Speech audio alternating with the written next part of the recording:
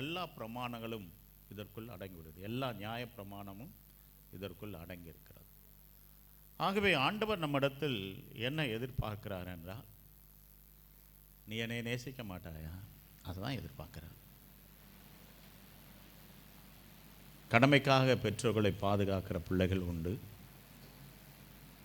அப்பா ஆயிட்டாரே, ஏதாவது ஒன்று செய்யணுமே, அம்மா ஆயிட்டாங்களே, ஏதாவது செய்யணுமே என்று கடமைக்காக அன்பே இல்லாமல் செய்கிற பிள்ளைகளும் உண்டு. அன்பாக சாப்பாடு போட்டு சில பிள்ளைங்க இருக்காங்க. நைட்டு எத்தனை மணிக்கு வந்தாலும் மனைவிட்ட அம்மா சாப்பிட்டாங்களா, அப்பா சாப்பிட்டாங்களா, அந்நேரத்துக்கு போய் அப்பா நீங்கள் சாப்பிட்டீங்களா, என்ன பண்ணுறீங்க விசாரிக்கிற பிள்ளைகள் உண்டு. அந்த வயதான தாய் தந்தையருக்கு அந்த பிள்ளையை விசாரிக்கும் போது அப்படியே ஒரு பெரிய சந்தோஷம் அவங்க வந்துடும். சாப்பாடு சாப்பிட்ட சந்தோஷத்தை விட தன் பிள்ளை தன் அருகே உட்கார்ந்து தன்னை நேசித்து விசாரிக்கிறதை கேட்கும்போது இந்த வயதான தாய் தந்தையருக்கு ஒரு சந்தோஷம் வரும் பாருங்க. அதுக்கு என்ன உலகத்தில் எதுவுமே இல்லைங்க. அதுதாங்க நம்முடைய அப்பா. நீங்கள் உலகத்துக்குரிய தகப்பனை பார்க்கிறீர்கள், பரலோகத்தின் தகப்பனும் அதை தான் நம்மில் எதிர்பார்க்கிறார். ஹல்லேலூயா. ஆகவே தான் வெளிப்படுத்தின விசேஷம் 2ஆம் அதிகாரம்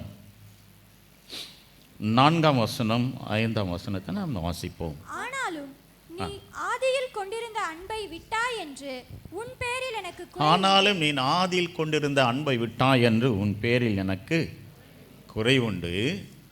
ஆகையால் நீ இன்ன நிலைமையிலிருந்து விழுந்ததை நினைத்து மனம் திரும்பி ஆதியில் செய்த கிரியைகளை செய்வாயாக. இல்லாவிட்டால் நான் சீக்கிரமாய் உன்னிடத்தில் வந்து நீ மனம் திரும்பாத பட்சத்தில் உன் விளக்கு தண்டை அதனிடத்திலிருந்து நீக்கி விடுவேன். நீ ஆதியில் கொண்டிருந்த அன்பை விட்டாயே என்று உன் பேரில் எனக்கு குறை உண்டு. இன்னைக்கு என் மனசில், ஆண்டவரே என்ன பேச போகிறீங்க இந்த ஜனங்களோட, தயவுசெய்து எனக்கு சொல்லுங்கள் ஆண்டவரே, என்னிலிருந்து நீங்கள் பேசுங்க ஆண்டவரே. நான் சுயமாய் ஒன்றும் சொல்லாமல், இயேசு கிறிஸ்து அடிக்கடி சொல்லுவார், நான் சுயமாய் ஒன்றும் பேசாமல், சுயமாய் ஒன்றும் செய்யாமல், பரலோகத்தில் இருக்க பிதா என்ன சொல்கிறாரோ அதுதான் நான் சொல்கிறேன், என்ன செய்ய சொல்கிறாரோ அதை நான் செய்கிறேன். அதை தான் ஆண்டவர்கிட்ட கேட்டேன். ஆண்டவரே, நான் உம்முடைய பிள்ளைகளுக்கு என்ன சொல்லணும்னு நீங்கள் நினைக்கிறீங்களோ என்னிலிருந்து பேசும். அவர் சொன்னார், ஆதிலிருந்த அன்பை இந்த சபை விட்டுடுச்சுப்பா. ஏன்னா நேசித்த நேசத்தை இந்த சபை விட்டு விட்டது. எனக்காக உபவாசித்து அழுத ஜனங்கள் இன்று விட்டுவிட்டார்கள், சுகவாசியாக மாறிவிட்டார்கள். எனக்காய் ஓடி ஓடி ஊழியம் செய்தவர்கள் இன்று சோர்ந்து போய்விட்டார்கள், என் அன்பை விட்டு போய்விட்டார்கள். அவரிடத்தில் சொல்லு, நீ ஆதியில் கொண்டிருந்த அன்பை விட்டாயே என்று உன் பேரில் எனக்கு குறை உண்டு. பல மணி நேரங்கள் முழங்காலில் நின்று கதறி அழுது ஜெபித்த நாட்கள் எத்தனை. கிறிஸ்து எனக்கு ஜீவன், சாவு எனக்கு ஆதாயம் என்று சொல்லி ஓடி ஓடி ஊழியம் செய்த நாட்கள் எத்தனை. ஓய்வு நாள் ஆராதனை, ஐயோ லேட்டாச்சே பதறி பதறி ஓடி வந்த நாட்கள் எத்தனை. இன்னைக்கு எப்படி வருகிறீர்கள் ஓய்வு நாளுக்கு? அப்படியே பின்னால் திரும்பி பாருங்க, ஐயோ ரொம்ப லேட்டாச்சு, சீக்கிரம் போகணும் பதறி அடைத்து கொண்டு ஓடி வந்த நாட்கள் எத்தனை. இன்று எப்படி வருகிறாய் ஆராதனைக்கு? இன்று எப்படி வருகிறீர்கள்? அதே அன்போடு அதே பதத்தொட்டோடு ஓடி வருகிறீர்களா? நிதானமாக, தமிழில் ஒரு பாட்டு உண்டு, கைவீசம்மா கைவீசு, கடைக்கு போகலாம் கைவீசு. அப்படி கை வீசிக்கிட்டே நடந்து பேசிக்கிட்டே வரோமா? எப்படி வருகிறோம் ஆராதனைக்கு? ஆதியில் ஆராதனைக்கு வரும்போது எப்படி பயபக்தியாய் ஓடி வந்தோம். ஜெபிக்கும் போது எப்படி, ஐயோ அந்த நேரம் வந்துருச்சு. அந்த சுமதியோட மகளை பார்க்கும்போது அந்த தாயோட ஞாபகம் எனக்கு வருது. பக்கத்தில் தான் என்னோட தங்கச்சி வீடு. அந்த அம்மா ஜெபிப்பாங்க பாருங்களேன், அழுது அழுது அழுது அந்த அம்மா ஜெபிப்பாங்க. அந்த மாதிரி ஜெபிக்கிறவர்களாம் என் இருதயத்தில் எப்போதும் இருக்கிறார்கள். ஆண்டவர் அவர்களை நினைத்து பார்க்கிறார். அந்த சந்ததியை கர்த்தர் ஆசீர்வதிப்பாராக. அப்படி ஜெபிக்கிற ஆட்கள் உண்டு. இன்றைக்கு நாம் எவ்வளவு நேரம் ஜெபிக்கிறோம்? ஆதிலிருந்து அன்பை விட்டாயே என்று உன் பேரில் குறை உண்டு. அன்பு இருந்தால் தாங்க எதையும் செய்ய முடியும்.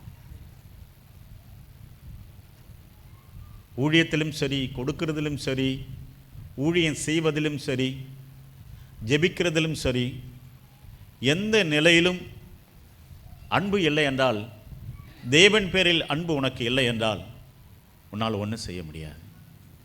ஆராதனை உனக்கு ஒரு கடமையாக இருக்கும். முன்பு ஆராதனை உனக்கு சந்தோஷமாக தேவ பயத்தோடு ஓடி வந்த நாட்கள் போய், இந்த ஆராதனை எப்படா பாஸ்டர் விடுவார், எப்படா பாஸ்டர் விடுவார். அன்னைக்கு அப்படி கிடையாது. நேற்று இரவு கூட யோசித்தேன். ஃபாஸ்டிங் ப்ரேயர் 3 மணி வரைக்கும் நடக்கும். அப்போ கூட யாரும் சோர்ந்து போவதில்லை. அப்போ ஒரு போட்டி வைப்போம். யார் எத்தனை மணி நேரம் நேர் முழங்காலில் நிற்கிறோம் பார்க்கலாம். குறைஞ்சபட்சம் 1 மணி நேரத்துக்கு மேலாதான் பெண்களும் ஆண்களும் நிற்பார்கள். இந்த வாலிப பிள்ளைங்க நிற்பாங்க பாருங்க முழங்காலில், அப்படி நிற்பாங்க. நான் 2 மணி நேரம் முழங்காலில் நிற்பேன்.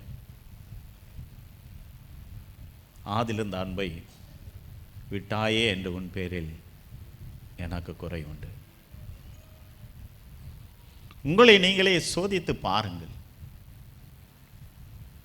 ஆதியில ஆண்டவருக்காக எப்படி நாம் வாழ்ந்தோம், இந்த ஆண்டவருக்குள் எப்படி இருக்கிறோம் என்பதை உங்களை நீங்களே சோதித்து பாருங்கள்.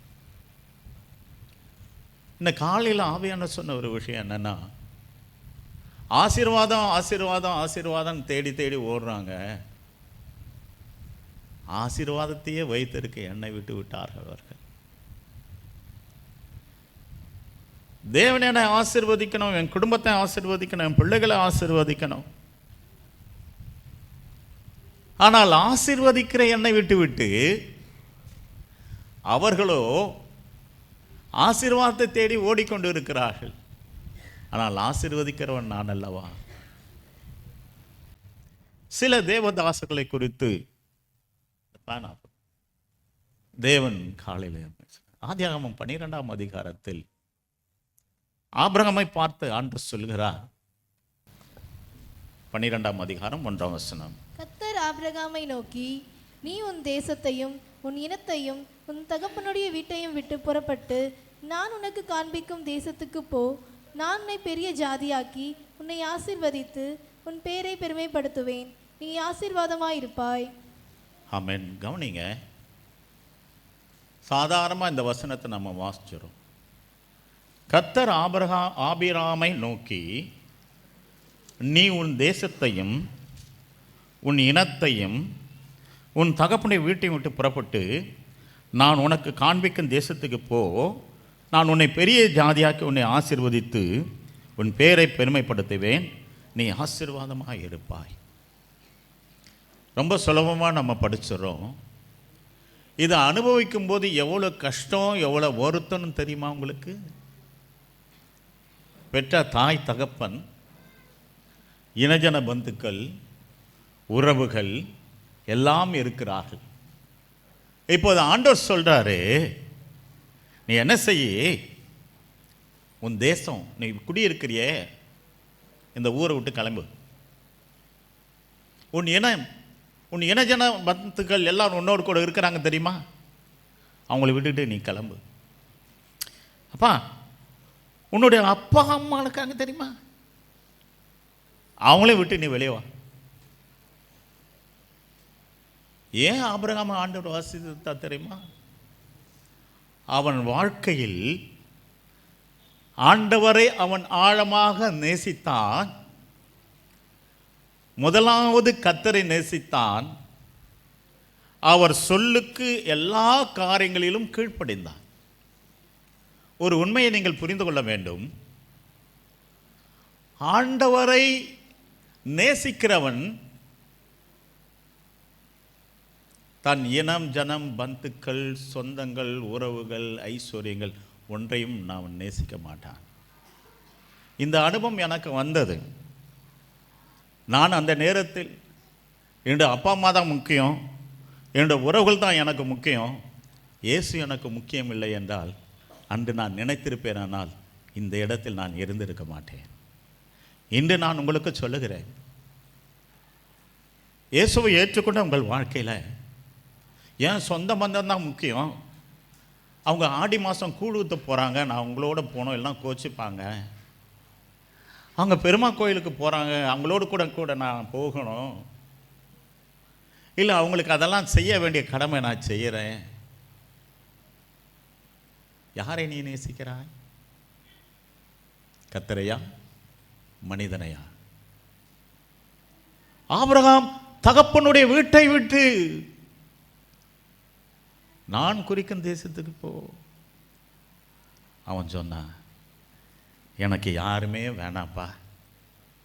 சிங்கிள் வேர்டு, எனக்கு யாருமே வேணாம். என் தேசம் வேணாம், என் இனத்தார் வேணாம், என் ஜனத்தார் வேணாம், என் தாய் தகப்பன் யாருமே வேணாம். ஆண்டவரே, நீர் மாத்திரம் எனக்கு போதும், நீர் மாத்திரம் எனக்கு போதும். எனக்கு எத்தனை பேர் அப்படி இருக்கிறோம்? எத்தனை பேர் அப்படி இருக்கிறோம்? அப்படி வந்ததினால தான் ஆண்டவர் அவனை ஆசீர்வதித்தார். அப்படி வந்ததினால் தான் இன்று நான் இந்த இடத்தில் நிற்கிறேன். உங்கள் வாழ்க்கையில் எதையும் இழக்க மாட்டீங்க. உங்கள் வாழ்க்கையில் கர்த்தருக்கென்று எதையும் நீங்கள் இழக்க தயாராக இல்லை.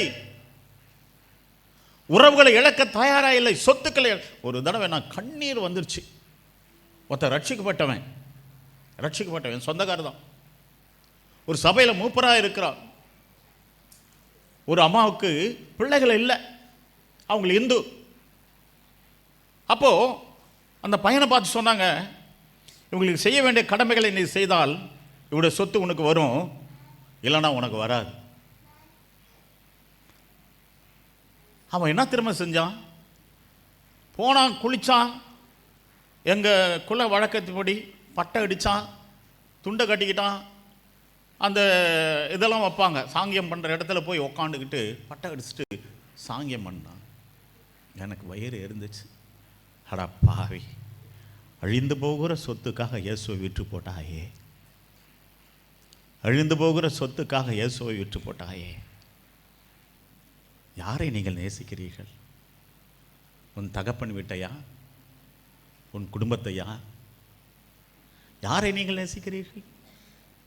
உங்களுக்காக ஜீவனை கொடுத்த இயேசுவையா? சாலமோன் கர்த்தருக்காக மிகவும் வைராக்கியமாக இருந்தவனா. பார்வோன் குமாரத்திகள் அவன் திருமணம் செய்தபோது பார்வோன் குமாரத்துக்காக பாகால்கள் கோயில்களை அவன் கட்டினான். பின்னாக்களில் அவன் விழுந்து போனான். ஏன் தெரியுமா? அவன் முதலாவது தேவனை நேசித்தான். 1000 பலிகளை செலுத்தும் போது கர்த்தர் அவனுக்கு தரிசனமாக்கி, உனக்கு என்ன வேண்டும் என்று கேட்கும்போது, இந்த ஜனத்தை விசாரிக்கக்கூடிய ஞானத்தை எனக்கு தாரும் என்று அவ்வளவு கேட்ட ஒரு மனிதன் தன் மனைவியை பின்பற்றி, மனிதர்களை பின்பற்றி, பார்வோன் குமாரத்தை பின்பற்றி பாகால்களை சேவிக்கும்படி போனான். தன் மனைவி விருப்பம்படி பாகாலுக்கு கோயில்களை கட்டினான். அவன் விழுந்து போனான். இன்றைக்கு அன்பு தேவ சபையை, மனிதனை பார்த்து போகிறாயோ? மனிதனை பிரியப்படுத்த பார்க்கிறாயோ? யாரை பிரியப்படுத்த வாழ்கிறோம்? தேவனையா, மனிதர்களையா? இப்பொழுதும் சொல்லுவேன். சிலர் சொல்லுவாங்க, எப்பா சீக்கிரம் ஞானசானம் எடுத்துருப்பா. அவங்க சொல்ல, எங்கள் அப்பா இன்னும் உயிரோடு இருக்கிறாருங்க, எங்கள் அப்பா இறந்த பிறகு அவருக்கு செய்ய வேண்டிய கடமையெல்லாம் செஞ்சுட்டு நான் அப்புறம் ஞானஸ்தானம் எடுத்துக்கிறேன்னாரு ஒரு குடும்பம். எங்கள் அப்பா இருக்காருங்க, நான் தாங்க அந்த கடமையெல்லாம் செய்யணும், எங்கள் அப்பாவுக்கு அதெல்லாம் செஞ்ச பிறகு நான் ஞானஸ்தானம் எடுத்துக்கிறேன். அவ்வளோதான். அவர் போனார். எங்கே போவான்? ஆகவே கவனிங்கள், தேவனை நேசிக்கிறவனுக்கு முன்பாக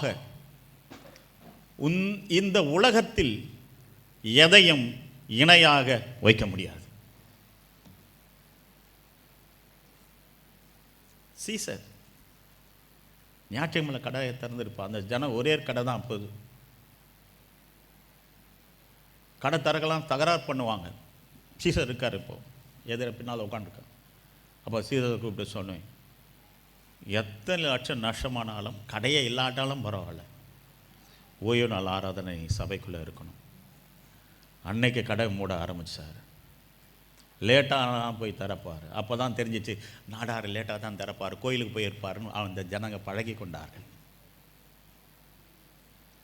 இன்றைக்கு தேவன் அவரை ஆசீர்வதித்து, இன்று தேவன் அவரை ஆசீர்வதித்து நல்ல மருமக்களை கொடுத்து, நல்ல பிள்ளைகளை கொடுத்து, அழகான பேரனை கொடுத்து, இன்னும் நிறைய பேத்திகளை கொடுத்து, அந்த அம்மாவோட ஆசை எனக்கு தஞ்சாவூர் கன்சீவாக இருக்கும்போது சொல்லிச்சு, அப்பா எனக்கு பேத்தி தான் வேணும். ஆண்டவர் சொல்கிறார் பேரன்தான் பிறப்பான்னு.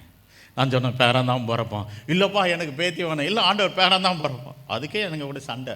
நீங்கள் சொன்னால் ஒரு வார்த்தை சொன்னால் எனக்கு பேத்தி பிறக்குமே. இல்லை ஆண்டவர் பேரன்தான் கொடுப்பேன்னு சொல்கிறாரு. குழந்தை பந்து சொன்னோம், உங்கள் வாய் இருக்கே. ரைஸ் எல்லாம். ஆகவே கர்த்தரிடத்தில் அன்பு கூறுவதற்கு சகலமும் நன்மைக்கு எதுவாய் நடக்கும். கர்த்தரிடத்தில் அன்பு கூறுவதற்கு சகலமும் நன்மைக்கு எதுவாய் நடக்கும். வாழ்க்கையில் ஆசீர்வாதத்தை தேடி நீ போக வேணாங்க. ஆண்டவரை நேசிச்சாவே ஆசீர்வாதம் உன் வாசல் படியில் நின்று கதவை தட்டும். உன் வாசல் படியில் நின்று கதவை தட்டும். நான் அநேக சாட்சிகள் சொல்லலாம். இன்றைக்கி காலையில் சாமுவேலை குறித்து வாசிக்கும்போது ஒரு சம்பவம் நான் உங்களுக்கு சொல்கிறேன். சவுல் ராஜாவாக இருந்தது கர்த்தருக்கு மனநோவாக இருந்தது. 1 சாமுவேல்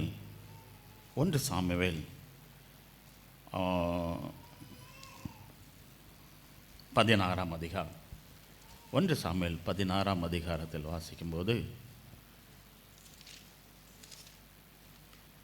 இங்கே கர்த்தருக்கு ரொம்ப வேதனையாக போயிடுச்சு. யார்? சவுலை ராஜாவாக்கினது.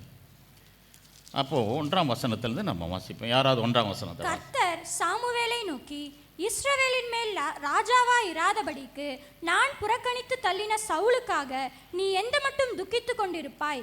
நீ உன் கொம்பை தைலத்தால் நிரப்பிக் கொண்டு வா. பெத்லகேமியனான ஈசாயினிடத்திற்கு உன்னை அனுப்புவேன்.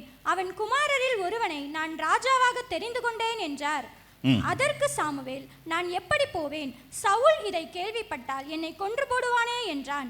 அப்பொழுது கர்த்தர், நீ ஒரு காளையை கையோடு கொண்டு போய் கர்த்தருக்கு பலியிட வந்தேன் என்று சொல்லி ஈசாயை பலி விருந்துக்கு அழைப்பிப்பாயாக. கவனிங்க, எனக்கு இதில் நினச்சி நான் சிரிப்பேன்.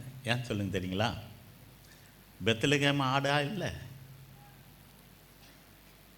பெத்லகேம் ஆடு அல்ல இருக்குது. சாமுவேல் பயப்படுறான். என்ன சொல்கிறேன், நான் எப்படி போவேன்? சவுல் இதை கேள்விப்பட்டால் என்னை கொண்டு போடுவானே. பெத்லகேமுக்கு போனான். அப்போ சொல்கிறாரு, கையில் ஒரு ஆட்டை காளையை கையோடு கொண்டு போ, கர்த்தருக்கு பலியிட வந்தேன் என்று சொல்லி கொடுக்குறாரு பாருங்க. நீ பயப்படுறப்பா, நான் ஒன்று சொல்கிறேன் உனக்கு. ஒரு காளையை எங்கேருந்து நீ கொண்டு போனோம்? எங்கேருந்து? நீ இங்கேருந்து காளை கையோடு கொண்டு போயிட்டு நான் கர்த்தருக்கு பலியிட வந்தேன் என்று போனான். கவனிங்க, ஈசாயின் வீட்டுக்கு போகிறான். இந்த காலையில் என் இருதயத்தை தொட்ட ஒரு வார்த்தையை நான் உங்களுக்கு சொல்லுகிறேன். ஈசாயை அவன் குமாரையும் பரிசுத்தம் பண்ணி அவளை பலி விருந்துக்கு அழைத்தான். 5ஆம் வசனம்.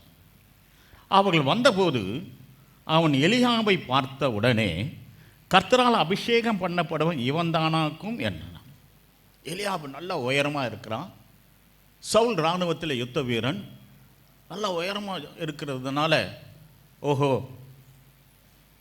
கர்த்தரால் அபிஷேகம் பண்ணப்படுகிறன் இவன்தானாக்கும் என்றான். அதற்கு சாமுவேலை நோக்கி, இவனுடைய முகத்தையும் இவனுடைய சரீர வளர்ச்சியும் பார்க்க வேண்டாம், நான் இவனை புறக்கணித்தேன்.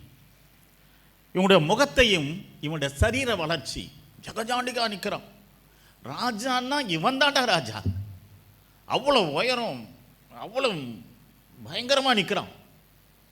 அப்போ சொல்கிறாரு, இவன் முகத்தையும் இவனுடைய சரீர வளர்ச்சியும் பார்க்க வேணாம், நான் இவனை புறக்கணித்தேன். அப்புறம் சொல்கிறாரு, மனுஷன் பார்க்கிறபடி நான் பாரேன், மனுஷன் பார்க்கிறபடி நான் பாரேன். எனக்கு காலையில் என் இருதயத்தை ரொம்ப தொட்ட விஷயம். மனுஷனோ முகத்தை பார்க்கிறான், கர்த்தரோ இருதயத்தை பார்க்கிறார். கண்ணீராக வந்துச்சு. இந்த ஒரு பல தடவை படிக்கிறோம் இந்த வசனத்தை. மனுஷன் முகத்தை பார்க்குறான், உனக்குள்ளே யார் இருக்காங்கன்னு தெரியாது அவன் மனுஷனுக்கு. ஆனால் ஆண்டவருக்கு தெரியும் உன் இருதயத்தில் யார் இருக்கிறது என்று ஆண்டவருக்கு தெரியும். உன் இருதயத்தை பார்க்கிறார். மனுஷன் முகத்தை பார்க்கிறான், கர்த்தரோ இருதயத்தை பார்க்கிறார். என் மகனே, மகளே, நீ எந்த அளவுக்கு என்னை நேசிக்கிறாய், எந்த அளவுக்கு என்னை நேசிக்கிறாய். மனுஷன் முகத்தை பார்க்கிறான். இன்னைக்கு அற்பமாய் எண்ணப்படுகிறவர்கள், லாசரு அற்பமாய் எண்ணப்பட்டான். ஐஸ்வர்யான் பந்தியை சுற்றி ஜனங்கள் சாப்பிட்டார்கள். லாசரு ஒன்றுமில்லை, மேஜிலிருந்து விழும் துணிக்கை பசியை ஆற்றிக்கொள்ள மனதாக இருந்தான். ஆனால் அவன் இருதயம் தேவனுக்கு முன்பாக செம்மையாக இருந்தது. மனுஷனோ முகத்தை பார்க்கிறான், கர்த்தரோ இருதயத்தை பார்க்கிறார். ஹல்லேலூயா. அடுத்து அபினதாப் வருகிறார். கர்த்தர் இவனை தெரிந்து கொள்ளவில்லை என்கிறார். சம்மா கடந்து போகிறான், கர்த்தர் இவனை தெரிந்து கொள்ளவில்லை என்றார். இப்படி ஈசாய் தன் குமாரில் 7 பேரை சாமுவேலுக்கு முன்பாக கடந்து போக பண்ணினான். பின்பு கர்த்தர் ஈசாயை பார்த்து, கர்த்தர் இவர்களில் ஒருவனையும் தெரிந்து கொள்ளவில்லை என்று சொல்லி, இப்போ அவனுக்கு மனம் சலிச்சு போச்சு. 7 பேர் போயிட்டாங்க, 7 பேரும் கிடையாதுன்ட்டார். அப்புறம் உன் பிள்ளைகள் இவ்வளோ தானா? இவனுக்கு ஒரு சந்தேகம் வந்துச்சு சாமுவேலுக்கு. என்னப்பா, ஈசாயின் குமாரரில் ஒருவனை ராஜாவாக அபிஷேகம் பண்ணு சொல்லி அமைச்சிங்க, எல்லா பிள்ளையும் வந்துட்டாங்க, நீங்கள் ஒருத்தரையும் ஒத்துக்க மாட்டேன்றீங்க. இப்போ ஒரு சந்தேகம் வந்துச்சு. ஈசாயை கூப்பிட்டு, இவ்வளோதானா உன் பிள்ளைங்க அப்படின்னு கேட்குறாங்க. இப்போ சொல்கிறார் பாருங்க. அதற்கு அவன், இன்னும் எல்லோருக்கும் இளையவன் ஒருவன் இருக்கிறான், அவன் ஆடுகளை மேய்த்து கொண்டு இருக்கிறான் என்றான். அப்போது சாமுவேல் ஈசாயை நோக்கி, ஆள் அனுப்பி அவனை அழைப்பி, அவன் இங்கே வருமட்டும் நான் பந்தி இருக்க மாட்டேன். ஆள் அனுப்பி அவனை அழைப்பித்தான். அவன் சிவந்த மேனியும் அழகிய கண்கள் நல்ல ரூபமாக இருந்தான். கர்த்தர், இவன்தான், நீ எழுந்து இவனை அபிஷேகம் பண்ணு.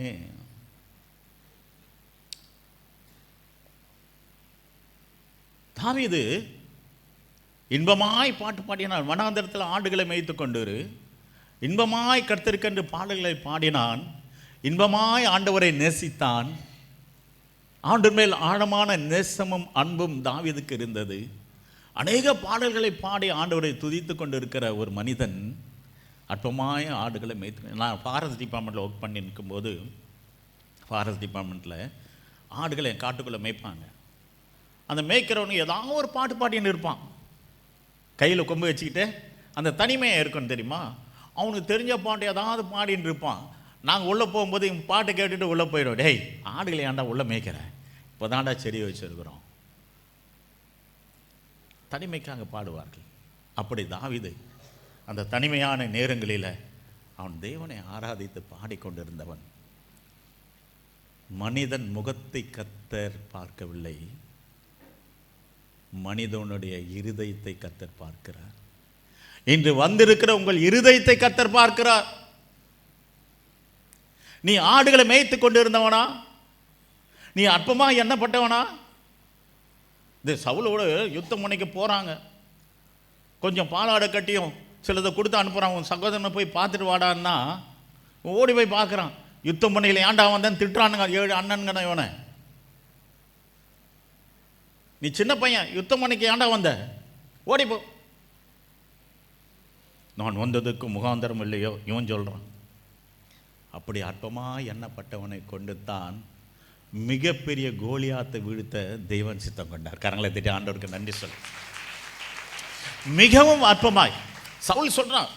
இந்த எல்லாம் இந்த ராவண உடையெல்லாம் மாட்டி கையில் பட்டயத்தை கொடுத்து, போடா யுத்தத்துக்கு, அவன் சொல்கிறான், எனக்கு இதெல்லாம் போட்டே பழக்கம் இல்லை, வாழை பிடிச்சி சண்டை போடுறதுக்கு என்ன வேணும், கத்தி வேணும், கத்தி பிடிச்சே எனக்கு பழக்கம் இல்லை, நான் எப்படி சண்டைக்கு போகிறது.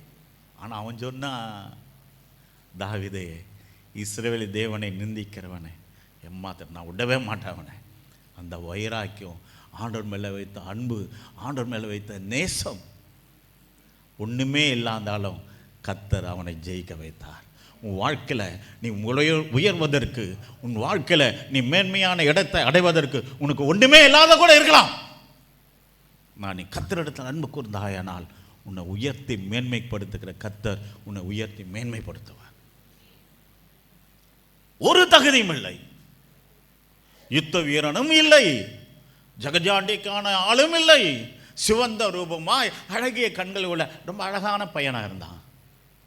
சண்டைக்கு போனால் தானேங்க அந்த வடுக்கெல்லாம் வரும். சண்டையே பார்க்காதவன், ராவண உடையனா என்னன்னே தெரியாது, கத்தி எடுத்து சண்டை போட தெரியாது. அவனை கொண்டு தான் மிகப்பெரிய கோலியாத்தை கர்த்தர் விழித்தினார். ஏன் தெரியுமா? தாவீது கர்த்தரிடத்தில் அன்பு கூர்ந்தார். நீ தேவனிடத்தில் அன்பு கூறும்போது உனக்கு விரோதமாக எழும்புகிற சத்துருக்களை கர்த்தர் மடங்கடிப்பார். அற்பமாய் காடுகளை மேய்த்து கொண்டிருந்தவனை உயரிய சிங்காசனத்தில் வைத்து அழகு பார்த்த ஒரு ஆண்டவர். நீ ஆண்டவரை நேசிப்பாயானால் நீ உயர்ந்த ஸ்தானத்தில் நடக்க பண்ணுகிற கர்த்தர் உன்னை உயர்ந்த மேன்மையான இடத்தில் நடக்க வைப்பார். உண்மையாக சொல்லுகிறேன், நான் அனுபவித்து சொல்லுகிறேன். எல்லாவற்றையும் இழந்து வந்த போது எனக்கென்று ஒன்றும் இல்லை. அடுத்த வேலைக்கு சாப்பாட்டுக்கே வழி இல்லை. ஆனால் ஆண்டவரை நேசித்தேன். ஆண்டவர்கிட்ட ஒன்னே ஒன்று சொன்னேன், ஆண்டவரே, எந்த மனுஷன் முன்னாலும் போய் நிற்க மாட்டேன், நீங்கள் கொடுத்தா சாப்பிடுவேன், இல்லைன்னா செத்து போயிடுவேன். நீங்கள் கொடுத்தா சாப்பிடுவேன், இல்லைன்னா செத்து போயிடுவேன். ஒரு சாட்சி சொல்கிறேன். என்னோட 4 பிள்ளைங்க, ஃபீஸ் கட்ட பணம் இல்லை, ஃபீஸ் கட்டுவதுக்கு பணம் இல்லை. ஒரே வைராக்கியம் எனக்கு. என்னை ஊழியத்துக்கு அழைத்தவர் அவர் கொடுத்தா ஃபீஸ் கட்டுவேன், இல்லைன்னா என் பிள்ளைங்க படிக்காட்டியே போடும், யாருக்கிட்ட போய் நிற்க மாட்டேன், அழைத்த தேவனுக்குன்பாக மட்டும் நிற்பேன் என்று ஒரு 11:30 மணி அழறேன். எல்லாரும் தூங்குறாங்க, நான் எழுந்து அழுகிறேன். ஆண்டவரே, நான் பாரதி வனத்துறையில் வேலை செய்யும்போது லஞ்சமாக வாங்கி வீணாக செலவு பண்ணினேன். இன்னைக்கு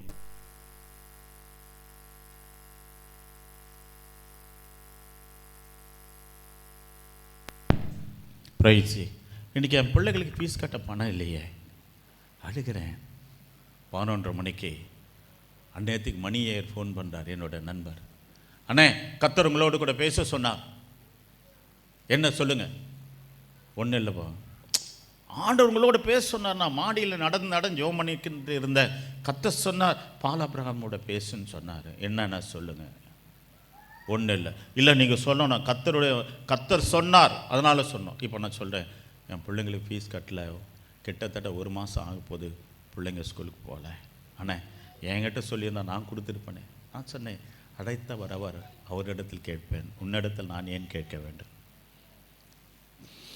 தேவைக்கு அதிகமாக பணத்தை அவர் எனக்கு கொடுத்தார். அதில் ஒரு தசம்பாகம் எடுத்து, அப்போ ஒரு பையன் தான், அவன் ஃபீஸ் கட்டாமல் தான், அவனுக்கு நான் ஃபீஸ் கட்டிட்டு என் பிள்ளைங்களுக்கு கட்டிட்டு புக்ஸ் எல்லாம் வாங்கி மீதி பணமே என்னிடத்தில் இருந்தது. இப்போதும் சொல்லுகிறேன், நீ தேவனை நேசிப்பாயானால் யார்கிட்டையும் போய் நிற்க வேண்டிய அவசியம் இல்லை. உன் தேவைகளை சந்திக்க யெகோவா ஈரே, உன் தேவைகளை கர்த்தர் சந்திப்பார். உன் குடும்பத்தின் பிள்ளைகளின் தேவைகளை கர்த்தர் சந்திப்பார். உன் வாழ்க்கையில் ஒவ்வொரு அடியும் கர்த்தருடைய கரங்களில் இருக்கும். நீ உண்மையாய் நேசிப்பாயானால் அப்படி தடிக்க விழுந்தால் கூட கர்த்தர் உன் பட்சத்தில் இருப்பார். அப்படியே தாங்குவேன், ஏந்துவேன், சுமப்பேன், தப்பிப்பேன் என்று சொல்லுகிற கர்த்தர், நீ கால் அப்படி சறுக்கும் போதெல்லாம், தாவீது என் கால்கள் சறுக்கும் போதெல்லாம் கிருபை என்ன இதுக்கா, அப்படி கொஞ்சம் ஜெர்க்கு இருந்தால் கூட போதும், ஓடி வந்து உன்னை தூக்கி எடுத்துடுவார். என் அன்பு தெய்வ பிள்ளையே, ஆசீர்வாதத்தை தேடி எங்கே ஓடாத, கர்த்தர் சமூகத்தில் இல்லை. மனுஷன முகத்தை பார்க்கிறான், ஆண்டவரோ இருதயத்தை பார்க்க. அவன் இருதயம் தேவனுக்கு முன்பாக எப்படி இருக்கிறது, அதை தான் ஆண்டவர் பார்க்குறாங்க. ஆபிரகாம் எல்லாவற்றையும் விட்டு வந்தான். தாவீது அற்பமாய் எண்ணப்பட்டவன் தேவனை நேசித்தான், அவனை ராஜாவாக்கி மகிழ்ந்தவர் கர்த்தர். ஹல்லேலூயா. எனக்கு நீ யார் எங்கே இருக்கிறன்றது முக்கியம் இல்லை, நீ யாரோடு இருக்கிறாய்? தேவனோடு கூட இருக்கிறாயா? யாரோடு நீ இருக்கிறாய்? நீ யாரை நேசிக்கிறாய்? நல்லது நடந்தா ஆண்டவரே, நடக்கலன்னா ஆண்டவர் விட்டுருவோம். நல்லது நடந்தால் சபைக்கு வருவோம், ஏதாவது கெட்டது நடந்தால் சபைக்குள்ளே வரமாட்டோம். ஆண்டவர் எனக்கு என்ன செஞ்சார்? ஒன்றுமே செய்யலை. இவங்க ஆண்டவர் மேலே அன்பே இல்லை, சும்மா கடமைக்காக சபைக்கு வரவங்க. பவுல் அழகாக சொன்னார், கிறிஸ்து எனக்கு ஜீவன், சாவு எனக்கு ஆதாயங்க. செத்தாலும் கர்த்தரையை நான் நேசிப்பேன். அதுதாங்க. ஹல்லேலூயா, ஹல்லேலூயா. ஒரு நல்ல இன்னொரு விஷயத்தை சொல்கிறேன், வாசியுங்கள். ஹல்லேலூயா. யோவான் 13ஆம் அதிகாரம், யோவான் 13ஆம் அதிகாரம் 23ஆம் வசனம். அந்த சமயத்தில் அவருடைய சீஷரில் இயேசுவுக்கு அன்பாய் இருந்த ஒருவன் இயேசுவின் மார்பிலே சாய்ந்து கொண்டிருந்தான். யாரை குறித்து சொல்லுகிறார் என்று விசாரிக்கும்படி சீமோன் பேதுரு அவனுக்கு செய்கை காட்டினான். அப்பொழுது அவன் இயேசுவின் மார்பிலே சாய்ந்து கொண்டு, ஆண்டவரே, அவன் யார் என்றான். இயேசு பிரதியுத்தரமாக, நான் இந்த துணிக்கையை தோய்த்து எவனுக்கு கொடுப்பேனோ அவன்தான் என்று சொல்லி துணிக்கையை தோய்த்து சீமோன் குமாரனாகிய யூதாஸ் காரியோத்துக்கு கொடுத்தார். பிரைஸ். போதும், எல்லாரும் பந்தி இருக்கிறாங்க. அதில் இயேசுவோடு கூட நல்லா கவனிங்க, ரொம்ப நேசிக்கிற ஒருத்தர் தான் யோவான். ஒரு எங்கே இருக்கார் தெரியுமா? இயேசு மார்பில் சாய்ந்து கொண்டு இருக்கிறார். உண்மையாகவே சீஷர்களில் ரொம்ப சீனியர் யாரு? பேதுரு தான். அடிக்கடி ஏதாவது கேள்வி கேட்டு கேட்டு மாட்டிக்கு வருவார் அவர். ஆனால் ரொம்ப சின்ன பையன் யாரு? இருக்கிறதுல சின்ன பையன் யாரு? யோவான் தான். இந்த யோவான் இயேசுவின் மார்பிலை சாய்ந்து கொண்டு இருந்தான். அப்போ ஆண்டவர் சொல்றார், என்னை காட்டிக்கொள்கிறவன் உங்களில் ஒருவன் என்னை காட்டி கொடுப்பான் என்று சொல்லும்போது பேதுருவை கூப்பிட்டு யாரை பற்றி சொல்கிறார்? சொல்லு, கேட்டு சொல்லு. யார்கிட்ட சொல்கிறாங்க? மார்பில் சாய்ந்து கொண்டு இருந்த யோவான்கிட்ட கேட்கும்போது யோவான் கேட்குறான், ஆண்டவரே, யாருன்னு என்னை உண்மை காட்டி கொடுப்பார் என்று கேட்குறான். மற்றவர்கள் யாருமே கேட்கல, யோவான் கேட்குறான். ஆண்டவரே, நான் சொல்லுங்களேன். அப்போ சொல்ல இயேசு மார்பிலே சாய்ந்து கொண்டிருந்தான். யாரை குறித்து சொல்லுகிறார் என்று விசாரிக்கும்படி சீமோன் அவருக்கு செய்கை காட்டினான். அப்போது அவன் இயேசுவின் மார்பிலே சாய்ந்து கொண்டு, ஆண்டவரே, அவன் யார்? அவர் மார்பிலே சாய்ந்து கொண்டு, ஆண்டவரே, அவன் யார்? மார்பிலே சாய்ந்து கொண்டு, அவர் மார்பிலே சாய்ந்து கொண்டு, இன்னைக்கு அவரோடு கூட உறவு கொள்கிற மனிதர்கள் எத்தனை பேர்? அவர் மார்பிலே சாய்ந்து கொண்டு இருக்கிற மனிதர்கள் எத்தனை பேர்? அவரோடு பேசுகிற மனிதர்கள் எத்தனை பேர்? அவருடைய சத்தத்தை கேட்டிருக்கிறீர்களா? அவர் முகத்தை பார்த்திருக்கிறீர்களா? அதுக்கு நான் முயற்சித்ததே கிடையாது. கிறிஸ்துவத்தை மதமாக பார்த்து பழகிவிட்டோம். பல தடவை இந்த சாட்சி சொல்லியிருக்கிறேன். குட் ஃப்ரைடே அன்னைக்கு யாத்ரா 33ஆம் அதிகாரம் 11ஆம் அதிகாரத்தை வாசிக்கும்போது, அப்போது ஆசரிப்பு கூடாரத்தில் மோசே கர்த்தரை முகமுகமாய் பேசினா. ஆண்டவரே, அவனோடு மட்டும்தான் பேசுவீரா? என்னோட கூட நீங்கள் பேச மாட்டீங்களா? எல்லாரும் போயிட்டாங்க, முழங்கால் படிட்டு என்னோடு பேசணும். முகமுகமாக என்று சொன்னானே, ஏன் உன் முகத்தை அவர் மட்டும்தான் பார்க்க முடியுமா? நான் ஏன் பார்க்க முடியாது? அப்படி ஒரு தரிசனம் வந்தது. அவர் முகத்தை முகமுகமாய் பார்க்க பாக்கியம் கர்த்தர் தந்தா. அந்த குட் ஃப்ரைடே அன்னைக்கு அப்படி முகமெல்லாம் அப்படி தலையில் முள்முடி சூடப்பட்டவராய், அந்த ரத்தலெல்லாம் இந்த தாடிக்குள்ளே சுறுசுறுரான தாடி அதுக்குள்ளே உறைஞ்சி போயிருக்கிறத பார்க்குறேன். அப்போ அழுதேன், ஆண்டவரே, என்ன தாடியெல்லாம் ரத்தமாக இருக்கே சொன்னார். அப்பா என் சிரசில் முள்முடி சூடி தடியால் அடித்தாங்கப்பா, அதுலேருந்து வடிக்கிற ரத்தம் தான்ப்பா என் தாடியில் இருக்குது அட ஆரம்பித்தேன். அப்போ சொன்னார், அப்படியே சளிலாம் தாடியிலேருந்து வடியுது, தலையை பார்க்குறேன், தலையெல்லாம் எச்சிலாக இருக்குது. அப்பா வேதத்தில் என்னப்பா வாசிச்சிங்க? உன் முகத்தில் காரி துப்பினார்கள் என்று வாசித்தேன். இல்லைப்பா, என்னை சுற்றி நின்று காரி துப்புனாங்கப்பா, என்னை சுற்றி நின்று காரி துப்புனாங்க. பார்த்து மிகவும் அழ ஆரம்பித்தேன். அப்போ சொன்னார், எப்பா உடம்புல வெட்டினா என்னப்பா வரும்?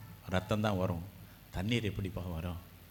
என்னை ஈட்டியில் குத்துனாங்கப்பா, ரத்தமும் தண்ணீரும் புறப்பட்டு வந்ததுன்னு சொன்னாங்களே, எப்படிப்பா தண்ணி வரும்? எந்த இடத்துல வெட்டினாலும் ரத்தம் தானப்பா வரும்.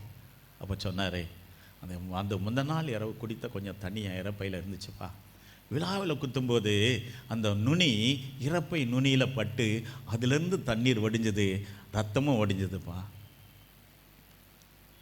கண்ணீர் கண்ணீர் கண்ணீர், என்னங்க பாக்கியம்! இதற்கு எவ்வளவு வேணாலும் ஆண்டு சமத்தை கடந்து இருக்கலாமே. எவ்வளோ பெரிய பாக்கியம்! நான் முயற்சிப்பதில்லை. ஏன் தெரியுமா? உங்களால் பார்க்க முடியும், நீங்கள் கர்த்தரோடு பேச முடியும். ஏன் தெரியுமா? நீங்கள் அவரை நேசிக்கவில்லை. அதுதாங்க உண்மை. ஏன் அநேக குடும்பங்கள் ஆசீர்வதிக்கப்படவில்லை? காரணம், ஆண்டவரை நீங்கள் நேசிக்கிற. நீ எங்கும் போக தேவையில்லைங்க, உட்கார்ந்த இடத்திலேயே கர்த்தர் உன்னை ஆசீர்வதிப்பார். உட்கார்ந்த இடத்திலேயே தேவன் உன்னை ஆசீர்வதிப்பார். ஹல்லேலூயா. அங்கே மார்போடு சாய்ந்து கொண்டிருந்த யோவான் பார்த்து பேதுரு கேட்கிறார், யார் யார்? அவன் மார்பில் சாஞ்சிட்டு அப்படி கேட்குறான், ஆண்டவரே யார்? எங்கே சாஞ்சினுங்கிறாரு? மார்பில். சிலுவையில் தொங்குகிறார், சிலுவையில் தொங்குகிறார். யோவான் 21:7 வாசி. யோவான் 21:7. ஆதலால் இயேசுவுக்கு அன்பாயிருந்த சீஷன் பேதுருவை பார்த்து அவர் கர்த்தர் என்றான். கவனிங்க, எல்லாம் முடிஞ்சிச்சு, எல்லாம் முடிஞ்சிச்சு. டேய் யாருமே இல்லைடா, வாடா படகு எடுத்துகிட்டு மீன் பிடிக்க போகலாம். எல்லாம் கிளம்பிட்டாங்க, எல்லாம் கிளம்பிட்டாங்க, எல்லாம் கிளம்பிட்டாங்க. மீன் பிடிக்கிறாங்க, முழுதும் மீன் பிடிக்கிறாங்க. 4ஆம் வசனம் 21:4. விடியற் காலம் போது இயேசு கரையிலே நின்றார், அவரை இயேசு என்று சீடர்கள் அறியாது இருக்கிறார். அவரை இயேசு என்று சீடர்கள் அறியாதிருக்கிறார்கள். இயேசு பிள்ளைகளை புசிப்பதற்கு ஏதாவது உங்களிடத்தில் உண்டா என்றார். அதற்கு அவர்கள் ஒன்றுமில்லை என்று சொன்னார்கள். அப்போது அவர் போகும்போது, நீங்கள் படவுக்கு வலப்புறமாக வலையை போடுங்கள், அப்போது உங்களுக்கு அகப்படும் என்றார். அப்படி அவர்கள் போட்டு திரளான் மீன்கள் அகப்பட்டதினால் அதை இழுக்க மாட்டாதிருந்தார்கள். இந்த அனுபவம் ஏற்கனவே யாருக்கு வந்திருந்தது? பேதுருக்கு வந்திருந்தது. அவன் அப்பவே சொல்லியிருக்கணும், இவர் கர்த்தர்னு சொல்லியிருக்கணும். லூக்கா 5ஆம் அதிகாரத்தில் பிரசங்கம் பண்ணாரு, ராமுழுதும் வலை வீசின மீனே கிடைக்கல, ஆழத்துக்கு தள்ளி கொண்டு போய் வலையை போடு, 2 படகு நிறைய மீனை பிடிச்சாரு. அந்த அனுபவம் பேதுருக்கு வந்திருக்கணும் இல்லையா? வந்திருக்கணும் இல்லையா? மறந்துட்டான், ஆண்டவரே அவன் மறந்துட்டான். கர்த்தரை பின்பற்றின 3 வருட வாழ்க்கையை அவன் மறந்து விட்டான். இப்போ சொல்றாரு வலதுபுறமாக வலையை போடுப்பா. அதே வார்த்தை அங்கே வருது பாருங்க, வலதுபுறமாக வலையை போடு, திரளான மீன்களை பிடித்தான். அப்போ அவன் சொல்லியிருக்கணும், பேதுரு அடடே கர்த்தர்ன்னு சொல்லியிருக்கணும். ஆனால் அவன் மறந்துட்டான். ஆதிலிருந்து அன்பை விட்டாயே, உன் பேரில் எனக்கு குறை உண்டு. ஆதிலிருந்து அன்பை நாம் மறந்து விட்டோம், பேதுரு மறந்துட்டான்.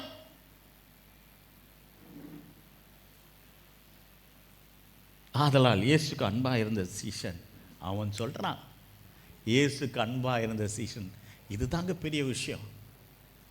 இயேசுக்கு அன்பாக இருந்த சீஷன் சொல்றா, அவர் கர்த்தர். நீ தேவனுக்கு அன்பாக இருப்பாயானால் கர்த்தருடைய பிரசன்னம் இங்கே இருக்கிறது, இல்லை என்பதை நீ கண்டிப்பாக சொல்ல முடியும். கர்த்தர் ஒரு இடத்தில் இருக்கிறார் இல்லை என்பதை உன்னால கண்டிப்பாக சொல்ல முடியும். சீடர்கள் அறியாது இருந்தார்கள். ஏன் இந்த அனுபவம் பேதுருக்கு வந்தது? அவனுக்கு புரிஞ்சிருக்கணும். ஆனா ஆதிலிருந்து அன்பை விட்டு விட்டான் பேதுரு. ஆனால் அன்பா இருந்த சீஷன் சொல்றான், அவர் கர்த்தர், அவர் கர்த்தர், அவர் கர்த்தர் என்று சொல்லுகிறான். கர்த்தரை அறிகிற அறிவு அன்பா இருந்த சீஷனுக்கு இருந்தது. இன்னைக்கு எத்தனை பேருக்கு கர்த்தரை அறிகிற அறிவு இருக்கிறது? ஒன்று தெரியுமா? இன்னொரு பெரிய விஷயத்தை உங்களுக்கு சொல்கிறேன். எந்த மனிதன் கர்த்தரிடத்தில் உண்மையான அன்பு கொண்டு இருக்கிறானோ அவனை நம்பி கர்த்தர் பொறுப்புகளை கொடுப்பார், ஊழியங்களை கொடுப்பார்.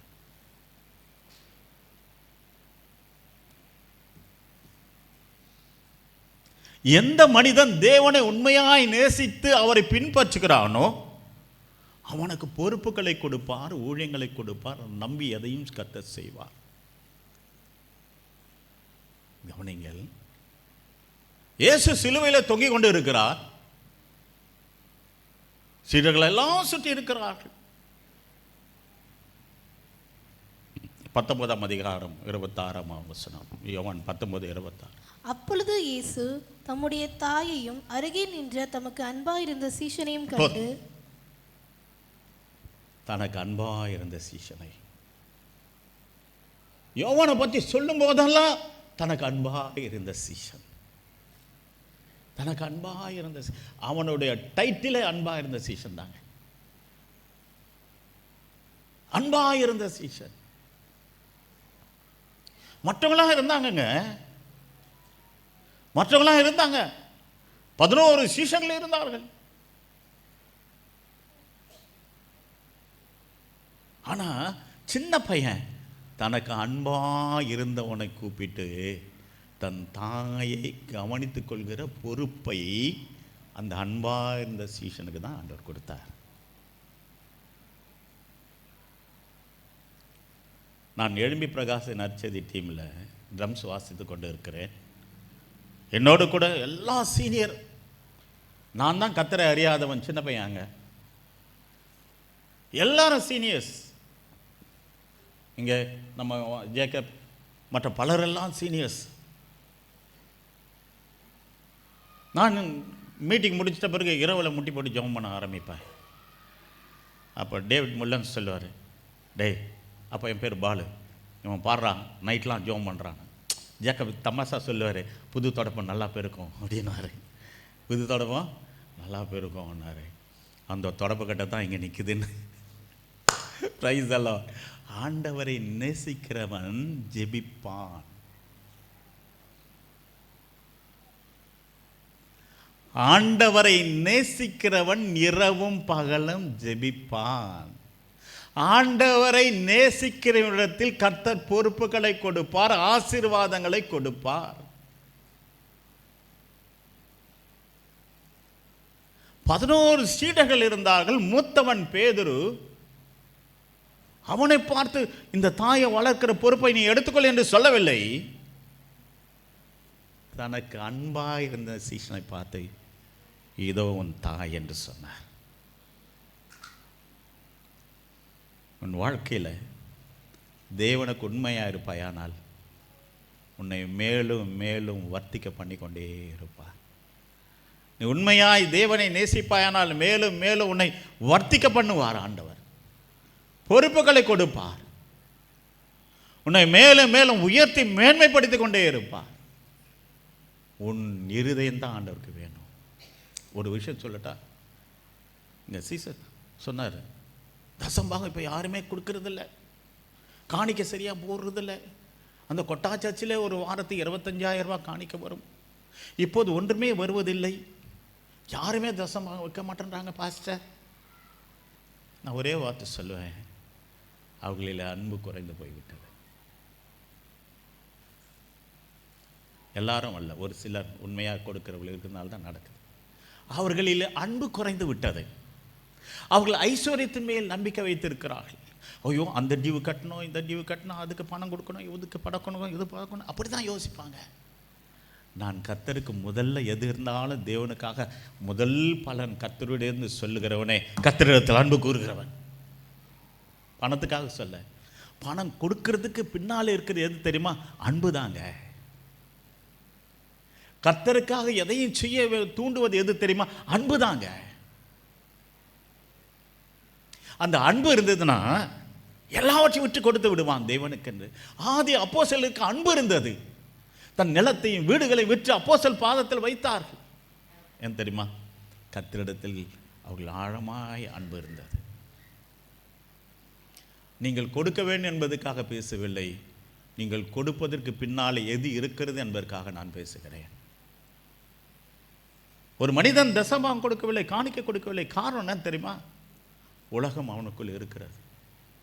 எனக்கு அது பத்தலை, இது பத்தலை, இது பத்தலை, இது பத்தலை. ஆனால் கொடுத்து பாரு, உண்மையாகவே தேவனை நேசிக்கிறவன் முதல் பணம் கர்த்தருக்கு என்று கொடுப்பான். இன்ற வரைக்கும் நான் பாதிக்கக்கூடிய அளவுக்கு கொடுத்து கொண்டு இருக்கிறேன். இந்த அளவுக்கு. நேற்று ஒருத்தர் வந்தார், பாஸ்டர் எனக்கு கண் ஆப்ரேஷன் பாஸ்டர். அந்த ப்ரேயர் மீட்டிங் போயிட்டு எனக்கு 3000 ரூபாய் காணி கொடுத்தாங்க. அந்த கவரை எடுத்து அந்த மனிதனுக்கு அதிலிருந்து ஒரு பாட்டு கொடுத்து, என்னால் முடிஞ்சதுப்பா நீ வச்சுக்கோ. பிரைசி. அந்த இருதயம் யார் தருவது? ஆண்டவர் தாங்க தரணும். எனக்கே இல்லை, இந்த ஆளுக்கு நான் என்னத்தை கொடுக்கறது? அது இல்லை முக்கியம். கொடுக்கக்கூடிய இருதயத்தை தருகிறவர் கர்த்தருங்க. சேர்த்து வச்சு என்ன பண்ண போகிறோம்? ஒன்றுமே இல்லைங்க. திரும்ப சொல்கிறேங்க, நீங்கள் பணம் கொடுக்கணுன்றதுக்காக, காணிக்க கொடுக்கணுன்றதுக்காக அல்ல, கொடுப்பதுக்கு பின்னால் இருப்பது தேவனிடத்தில் அன்பு. அது இருந்தால் தான் கொடுப்பேன், இல்லைன்னா கொடுக்க மாட்டேன். இங்கே தாவீது தான் சகோதரித்த அத்தனையும் கர்த்தருக்கு என்று கொடுத்தான், ஆலய பணிக்காக. காரணம், அவன் தேவனை நேசித்தான். அதனால்தான் கர்த்தர் அவனுக்கு ஒரு பொறுப்பை கொடுத்தார். ராஜாவாக அவனை மாற்றினார். சமத்த இஸ்ரவேலுக்கு அவனை ராஜாவாக கர்த்தர் வைத்தார்.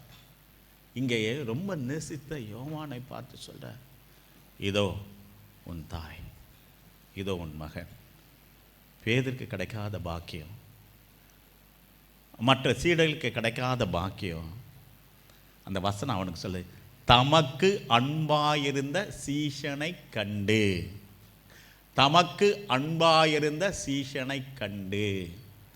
நீ அவருக்கு அன்பாயிருப்பாயானால் உன்னை கண்டு உனக்கு பொறுப்புகளை கொடுப்பார். பொறுப்புகளை கொடுப்பார்.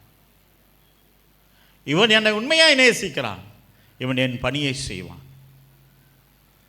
கோடிகளில் கொடுப்பார், லட்சங்களில் கொடுப்பார்.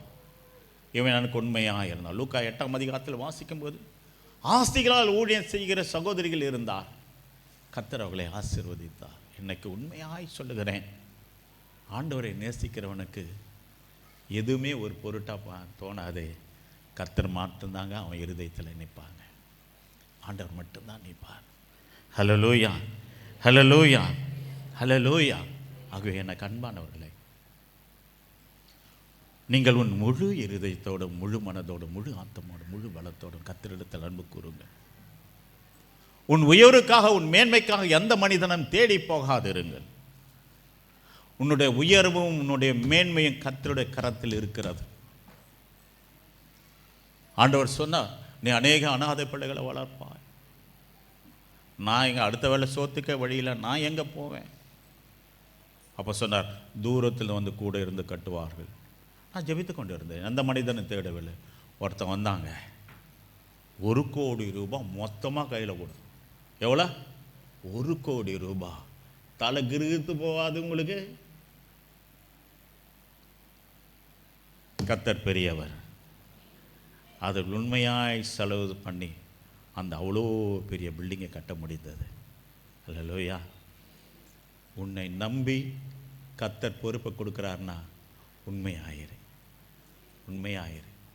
கர்த்தருக்கு உண்மையாயிரு. சகல காரியங்களும் உண்மையாயிரு. உயர்வை தேடி, மேன்மை தேடி எந்த மனுஷன் வாசலுக்கு முன்பாக நிற்கவே நிற்காத. கர்த்தர் சமூகத்தில் நிற்கிற மனிதன் எந்த மனிதனுக்கு முன்பாக வெட்கப்பட்டு போவதில்லை.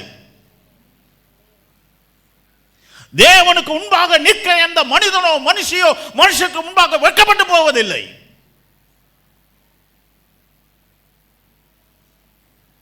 அவருக்கு முன்பாக நில், அவரை நேசி, அவரில் அன்பு கூறு, போதும். தேவன் உன்னை ஆசீர்வதிப்பார். ஒண்ணுமே இல்லைங்க, பெரிய ஆயக்காரன். லூக்கா 19 இயேசு எப்படிப்பட்டவரோ என்று பார்க்க வகை தேடி மரத்து மேலே போய் நின்றுட்டான், உட்காந்துட்டான்.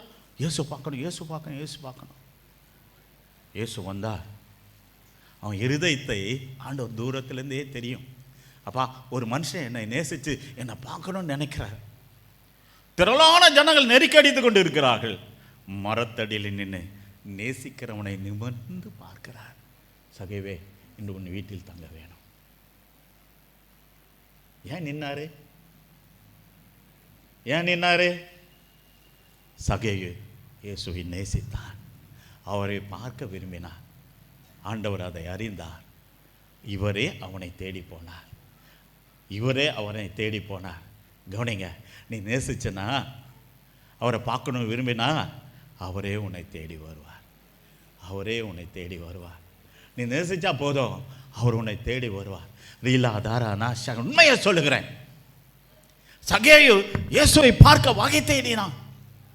குள்ளன் மரத்து மேலே ஏறி உட்காந்துட்டான். பார்க்கணும் பார்க்கணும் பார்க்கணும். அந்த இருதயத்தின் வாஞ்சைகளை கர்த்தர் அறிந்து அவர் மரத்தடியில் போய் நிமிர்ந்து பார்த்து, திரளான ஜனங்கள் இருக்கிறாங்க, கூட வந்தாங்களே ஒழிய அவரை நேசிக்கல. அவங்க நேசிக்கிற அந்த சகையை பார்த்தான்னு சொன்னார், நீ மரத்தில் உச்சியில் இருந்தாலும் சரி இறங்கி வா, நான் உன் கூட வரப்போகிறேன், நான் உன் வீட்டுக்கு வரப்போகிறேன். இன்றைக்கு என் அன்பு தேவ பிள்ளைகளை, நீ ஆண்டவரை நேசித்தா ஆண்டவர் உன் வீட்டுக்கு வருவாருங்க. நீ உண்மையாக ஆண்டவரை நேசித்தா அவர் உன் வீட்டுக்கு வருவாருங்க. அவர் உன் வீட்டுக்கு வருவார். அவன் உண்மையாக நேசித்தான். இயேசு எப்படி பட்டவரை பார்க்க வகை தேடினான், அவரை நேசித்து அவன் பெரிய ஆயக்காரன், ஐஸ்வர்யவான் என்று சொல்லுது அவனை பற்றி இன்ட்ரோடக்ஷன். ஆயக்காரனுக்கு தலைவன், ஐஸ்வர்யவான். அவன் போய் ஒரு மரத்தில் ஏறலாமா? இன்கம் டாக்ஸ் ஆஃபீஸர், பயங்கர கோடீஸ்வரர். இயேசுவை பார்க்க மரத்து மேலே ஏறி உட்காந்துருக்கான். தன்னை தாழ்த்தினான், இயேசுவை பார்க்க வேண்டும் என்று விரும்பினான். அவன் இருதயத்தின் வாஞ்சைகளை கர்த்தர் அறிந்தார். இவர் போனார், இறங்கி வா, நான் வீட்டுக்கு வரணும். எல்லாம் எழுந்திருப்போம்மா, எல்லாம் எழுந்திருப்போம்மா, எல்லாம் எழுந்திருப்போம்மா. உன் வீட்டுக்கு இயேசு வரணுமா? உன் வாழ்க்கையை கர்த்தர் மாற்றணும்னு நினைக்கிறாயா? உன் வாழ்க்கை மாற வேண்டும் என்று நினைக்கிறாயா? உன் குடும்பம் ஆசீர்வதிக்கப்பட வேண்டும் என்று நினைக்கிறாயா? உன் வியாதிகள் சுகமாக வேண்டும் என்று நினைக்கிறாயா? உன் தேவைகளை சந்திக்கப்பட வேண்டும் என்று நினைக்கிறாயா? இயேசுவை கூப்பிடு, இயேசுவை கூப்பிடு, இயேசுவை கூப்பிடு, இயேசுவை கூப்பிடு. உன் வியாதியை சுகமாக்குற கர்த்தர் எங்கே இருக்கிறார்? உன் வியாதியை, உன் படுக்கையை மாற்றுகிற கர்த்தர் எங்கே இருக்கிறார்? ரிகாலா தாரா நாசிகன தீரிமே. உன் வாழ்க்கை செழிக்கும், உன் குடும்பம் கட்டப்படும், உன் பிள்ளைகள் வாழ்வு செழிக்கும். கர்த்தர் உன்னோடு கூட இருப்பாரானால்.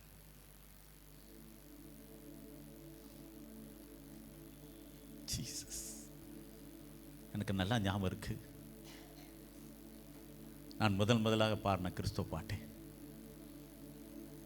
நான் ஊட்டி ஒய்எம்சி ஹாலில் நான் ட்ரம்ஸ் வாசிக்கிற ஒரு மீட்டிங்கில், அப்போ ஒருத்தர் சொன்னாங்க, தம்பி நீ ஒரு பாட்டு பாட. அப்போ சினிமா பாட்டு மேடை கச்சேரியில் பாடிட்டு இருந்தேன். நான் ஒரு காற்று வாக்கில் ஒரு பாட்டு கேட்டுச்சு, பெர்க்மான்ஸ் பாட்டு.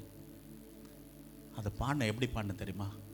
உணர்ந்து பாடினேன், இருதயத்தின் ஆழத்திலிருந்து பாடினேன். அவர் அன்று என்னை தொட்டவர் இன்றும் என்னோடு கூட தான் இருக்கிறார். நீரே என் வழி, நீரே என் சத்தியம், நீரே என் வழி, நீரே என் சத்தியம்,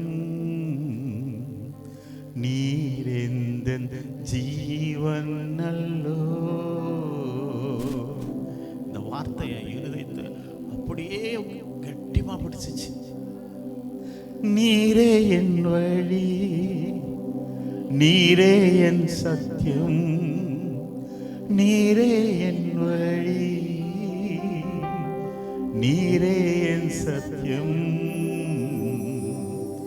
நீரெந்த ஜீவன் நல்லோ. என் ஜீவனே நீதாம்பா. எப்பா சாத்து வரப்போற, என் ஜீவனே நீதாம்பா, என் ஜீவனே நீதாம்பா, என் ஜீவனுக்குள் இருப்பவரே நீதாம்பா, என் உயிரே நீதாம்பா. நீரே என் வழி, நீரே என் சத்தியம், நீரே என் வழி, நீரே என் சத்தியம். சொல்லுங்க. நீர் எந்த ஜீவன் நல்லோ, நீர் எந்த ஜீவன் நல்லோ. அப்பா நான் உம்மை பார்க்கிறேன், அன்பே நான் உம்மை துதிக்கிறேன். அப்பா நான் உம்மை பார்க்கிறேன், அன்பே நான் உம்மை துதிக்கிறேன். அப்பா நான் உம்மை பார்க்கிறேன். இந்த சரணத்தை பாடும்போது என் மனசு ரொம்ப உருகிச்சு. என்ன சொன்ன தெரியுமா? அப்பாவும் நீரே, அம்மாவும் நீரே, நான் உங்களதானப்பா. அப்போ ஒரு கற்பனை பண்ணிட்டேன். மேய்ப்பன் முன்னால போற மாதிரி, ஆடு மாதிரி அவர் பின்னால போற மாதிரி ஒரு கற்பனை பண்ணிட்டேன். என் அப்பாவும் நீதான், அம்மாவும் நீதான், நான் உள்ளப்பா. என் கரத்தை பிடிச்சுக்கோங்கப்பா. எனக்கு அப்பா அம்மா எல்லாமே நீதான் ஆண்டவரே. எனக்கு சொல்லுங்களேன், என் அப்பா அம்மா எல்லாமே நீதான் ஆண்டவரே. நான் உன் பிள்ளை ஆண்டவரே. என் கரத்தை பிடிச்சுக்கோங்கப்பா. அப்பாவும் நீரே, அம்மாவும் நீரே, அப்பாவும் நீரே, அம்மாவும் நீரே. நானும் பிள்ளை அல்லோ,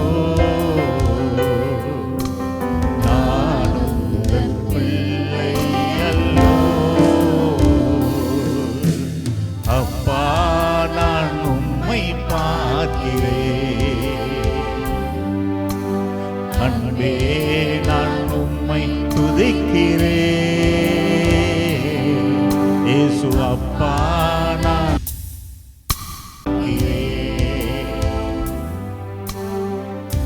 இந்த வார்த்தை எப்படி தருமா? நல்ல மேய்ப்பன் நீதானே, நானும் ஆட்டுக்குட்டி.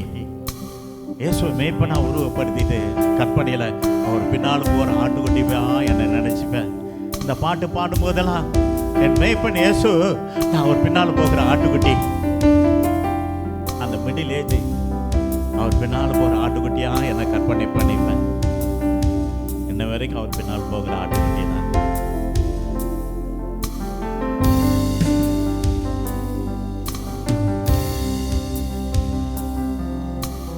நல்ல மேய்ப்பன் நீதாமே, நல்ல மேய்ப்பன் நீதாமே. நானுந்தன் ஆட்டுக்குட்டி, நானுந்தன் ஆட்டுக்குட்டி. அப்பா எல்லாரும் எல்லாரும் சேர்ந்து பாடுவோம்.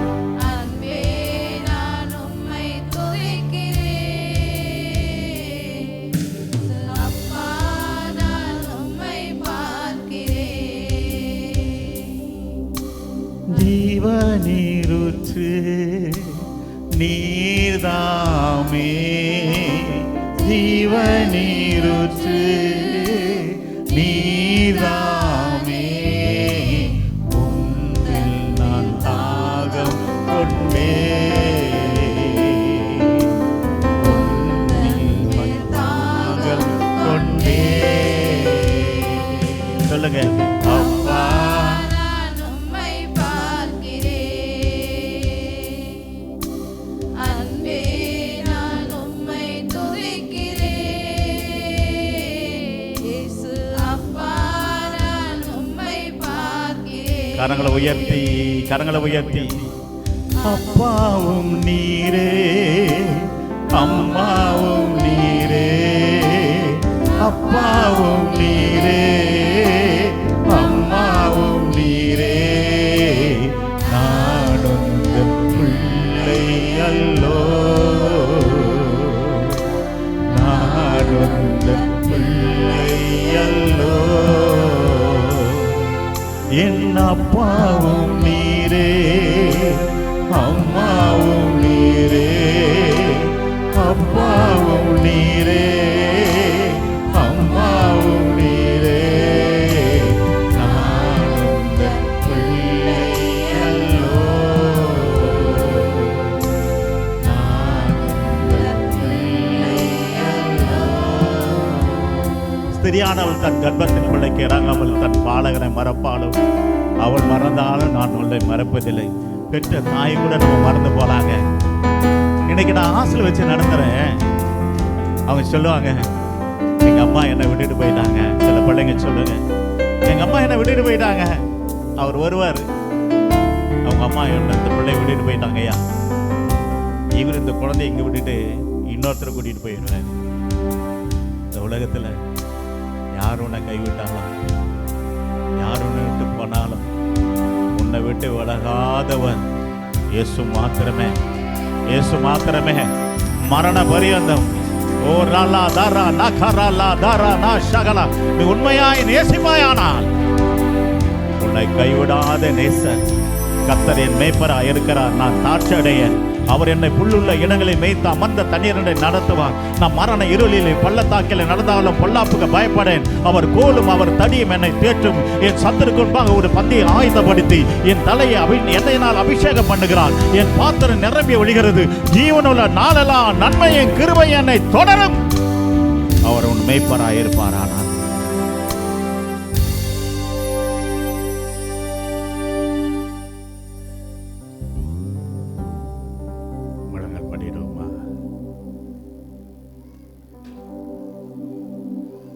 தகப்பனே. அப்பா, அப்பா, நான் மனசார ஒன்று சொல்லட்டா? அன்னை அதிகாலையில் எழுந்து வானத்தை நேராக கரங்களை உயர்த்தி அப்பா அப்படி மனசார கூப்பிட்ற சந்தோஷம் இருக்கு தெரியுமா? அப்படி ஒரு பிரசன்னம் இறங்கி வரும் தெரியுமா அந்த நேரத்தில்? அது மகா பெரிய பாக்கியங்க. நீ அனாதை இல்லைங்க, உனக்கு யார் இல்லைன்னா நினைக்காதீங்க.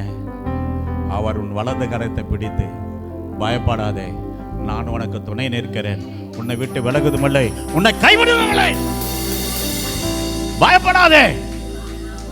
அவர் உன் வலது கரத்தை பிடித்து நான் உனக்கு துணை நிற்கிறேன், நான் உன்னை விட்டு விலகுதுமில்லை, உன்னை கைவிடுவதில்லை. நீ என்னுடைய பிள்ளை, நான் உன்னை எப்படி கைவிடுவேன்?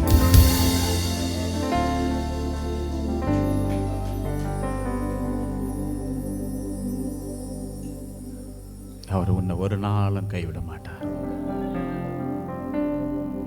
பயப்படாத சிறுமந்தையே, கர்த்தரோடு தான் இருக்கிறார்.